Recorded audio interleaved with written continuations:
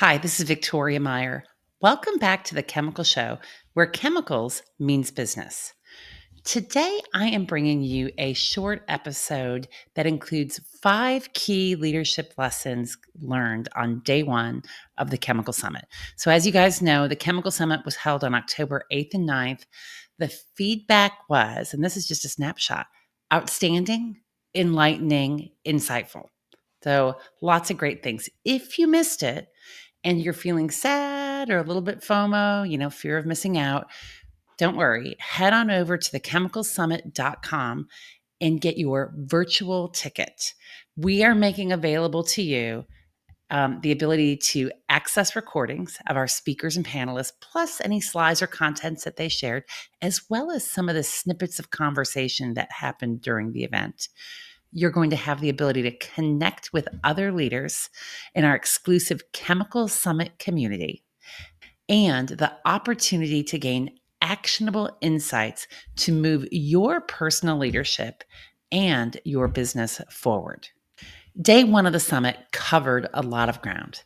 We started with Leon DeBruyn, CEO of Lummus Technology, talking about Lummus's transformation journey. And we ended with Bonnie Tully, Chief Operating Officer of Evonik North America, talking about culture, leadership, and more. In between, we had some great speakers on digitization, AI, marine supply chain, and sustainability.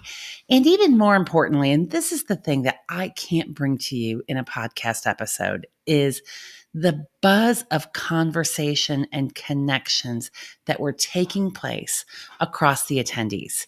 What people have said is it was one of the best chemical conferences that they've ever attended, that they loved the connections, and that it was friendly. And frankly, that's what the Chemical Summit is all about: thought leadership, connections, and insights. So today I'm bringing you some nuggets from day one of the summit.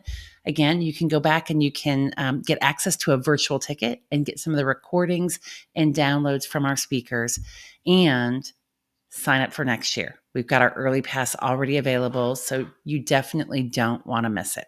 Here we go. 5 key leadership lessons that attendees gained, not just me. I asked for some feedback from other attendees of the Chemical Summit that they gained from our speakers and from the conversations in the room. So first of all, in times of major challenge and transformation, create a war room. And when your back's against the wall, there is no time for indecisiveness. Trust your gut and keep moving.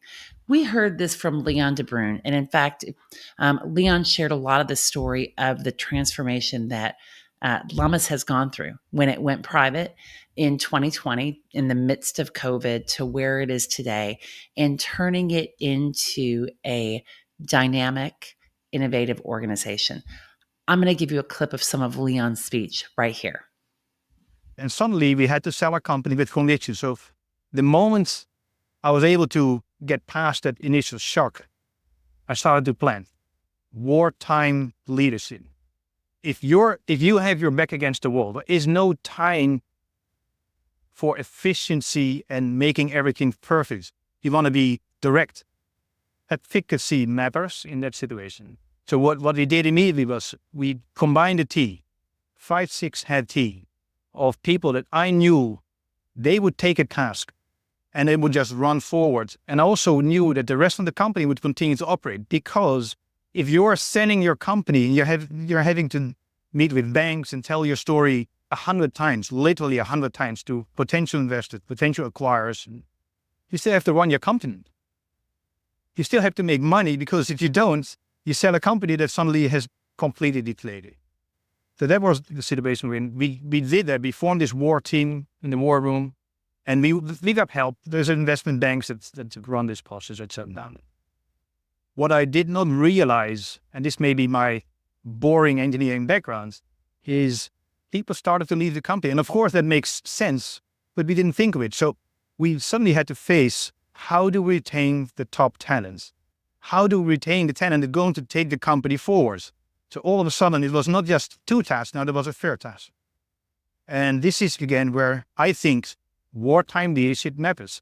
You got to meet with the people, you got to talk with them, you got to hear from them what motivates them to stay, and what's the longer-term story. It forced us to think about what's the longer-term story for us. Get past that problem of sending the company, but what's our future? The other nugget of advice that came out of this was don't swim in the data, swim where you want to succeed. So we've heard that actually from Leon, but also in our digitization and AI panel. And I'm going to give you a snapshot of that panel right here. And then lastly is that sort of high frequency monitoring. I mean, you can apply that to think of market sentiment, but you can think of it as, running your operations where you've got like inventory tolerances. So you can apply it right across them to us. So if you start there and say, that's what I'm trying to achieve, that's why AI deserves to win, then you go back and say, right, what the hell do I mean? And if you tie that all the way back to data, then you start saying, right, what data do I need? What type of data processing capability do I require? What type of data modeling do I require?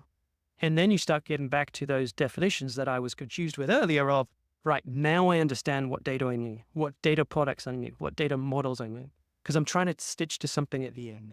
So that's, from my lens, that's how I've looked at that question, is to make sure we harness the data and make sure that it's productive, is don't swim in the data.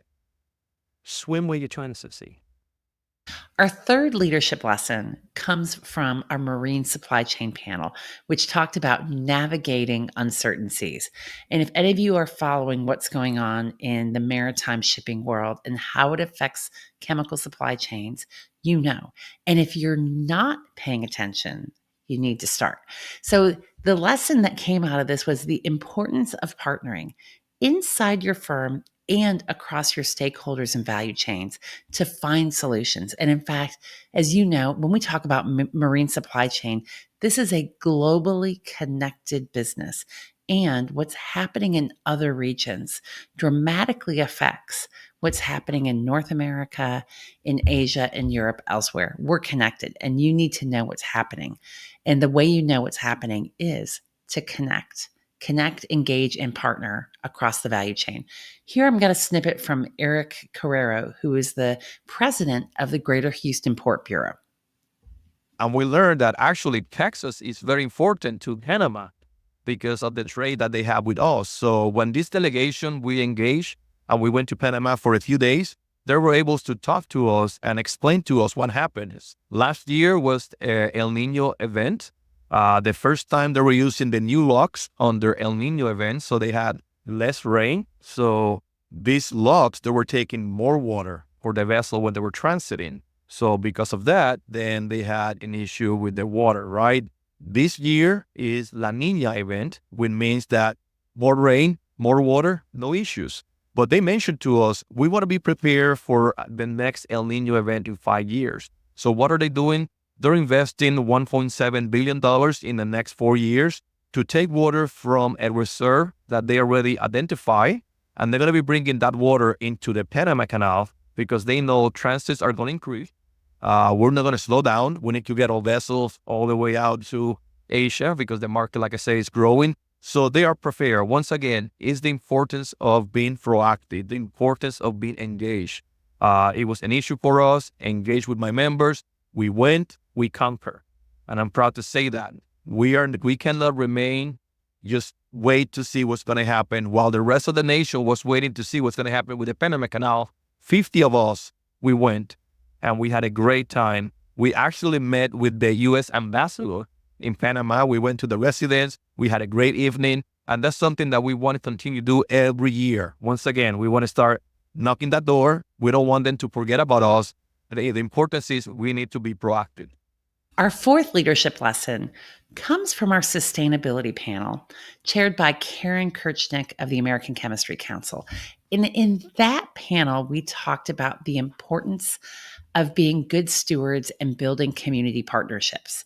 Your best community engagement strategy is to engage and partner with your fence line and surrounding communities early.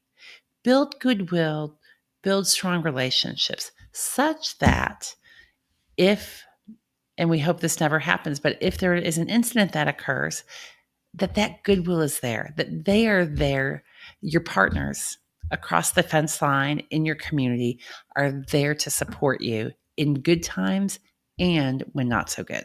So, ultimately we're focused in on sustainability and building good sustainable relationships and good safe practices in our facilities and with our communities.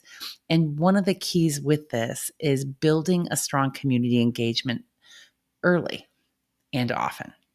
Our fifth leadership lessons comes from Bonnie Tully, and I heard so many great things from people about the conversation, the fireside chat that Bonnie Tully and I had.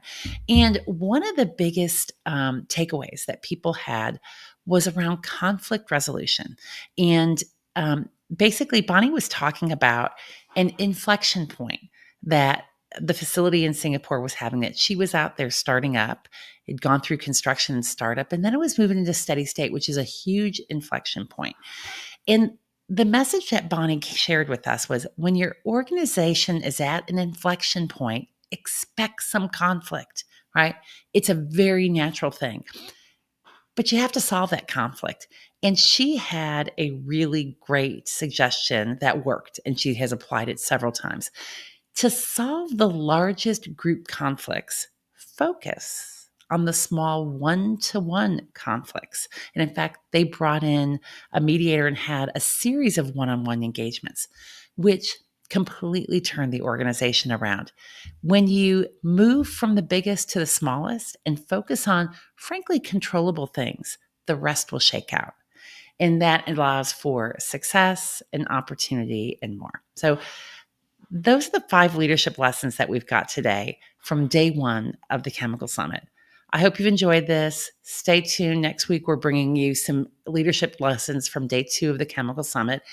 And if you're interested in hearing these speeches and hearing what these leaders talked about, head on over to thechemicalsummit.com, where you can buy a virtual ticket and get access to the recordings and more. So thank you for listening today. Keep listening, keep following, keep sharing, and we will talk with you again soon.